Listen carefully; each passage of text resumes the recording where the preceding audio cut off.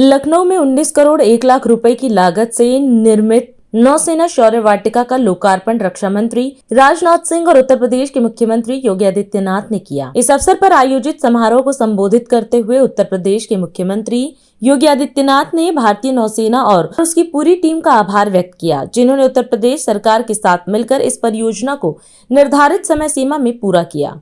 मुख्यमंत्री ने कहा कि लखनऊ अब देश की विरासत, परंपरा और गौरव का प्रमुख केंद्र बनता जा रहा है, जहां आने वाला हर व्यक्ति भारत की समृद्ध संस्कृति और सैन्य धरोहर को एक साथ देख सकता है।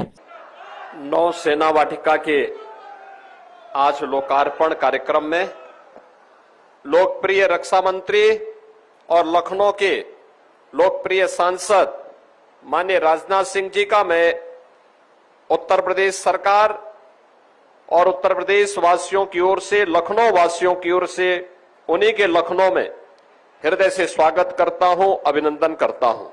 मैं धन्यवाद देता हूं नौसेना के अध्यक्ष और उनकी पूरी टीम को,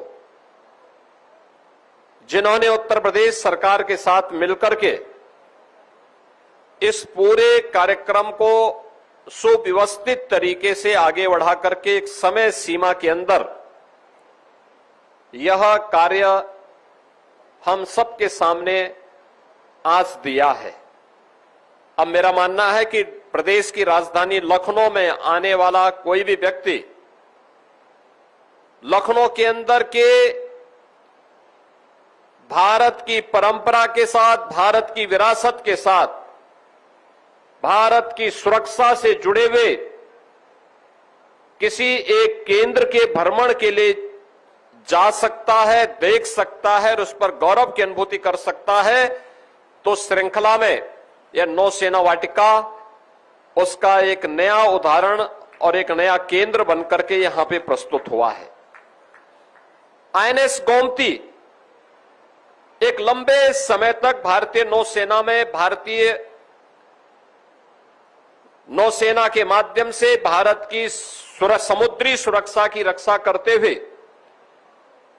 2022 में उसे नौसेना से निवृत्त किया गया और आज निवृत्त के बाद उसका बेहतरीन उपयोग करते हुए लखनऊ की जीवनदायिनी गोमती नदी के तट पर ही उसे स्थापित भी किया गया। जब बड़ी सोच होती है, बड़े लक्ष्य के साथ व्यक्ति आगे बढ़ता है, तो उस बड़ी सोच का परिणाम उसी सकारात्मक रूप से जो देश के युवाओं को, प्रदेश के युवाओं को एक नई प्रेरणा प्रदान करने वाला अवसर है, वह भारत की सेना पर, भारत की नौसेना के बारे में उसे आज जानकारी मिलेगी और किन सम विषम परिस्थितियों में हमारे सैनिक कार्य करते हैं।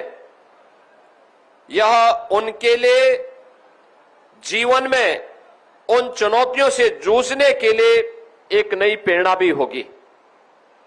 बहनों और भाइयों, हमारी नौसेना अपने उस लक्ष्य को लेकर के चलती है जो उस विराट सोच का प्रतीक है कि नभः स्पर्शम दीप्तम, यानी आकाश की ऊंचाइयों को छूने के लिए उस प्रकार की सोच भी चाहिए। संकुचित सोच से, संकुचित भाव के साथ हम बड़े लक्ष्य को प्राप्त नहीं कर सकते। बड़े लक्ष्य को प्राप्त करने के लिए उस प्रकार की विराट सोच भी चाहिए और मेरा मानना है ये होने चाहिए। महत्वपूर्ण चौराहों पर भारत की सेना के वे टैंक जो आज वर्किंग कंडीशन में नहीं है, उन्हें रखा जाना चाहिए। कोई भी देखेगा भारतीय सेना के शौर्य का प्रतीक बनेगा। भारतीय सेना में जाने के लिए उसके मन में एक भाव पैदा होगा और वह सेना के प्रति सम्मान का भाव भी रखेगा। उसके मन में राष्ट्रभक्ति की एक नई प्रेरणा प्राप्त होगी। और याद रखना, राष्ट्रभक्ति से बढ़कर के कुछ भी नहीं हो सकता है। हमें इस बात को हमेशा अपने जीवन में ध्यान रखना होगा।